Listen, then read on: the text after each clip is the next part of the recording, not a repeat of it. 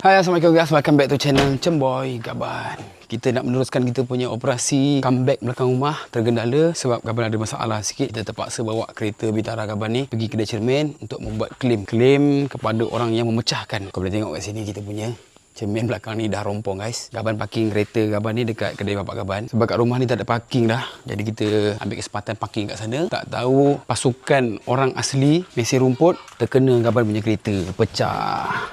Alhamdulillah kita dapat calling dia punya token apa semua. Dia minta kita bawa pergi dekat RJS Glass macam itulah, dekat Bukit Sentosa ke Bukit Beruntung ke. Dia suruh bawa sana, repair, nanti dia bayar apa semualah. Jadi kita punya projek untuk comeback belakang rumah tergendala dulu. Kita settlekan masalah Vitara Gaban ni dulu.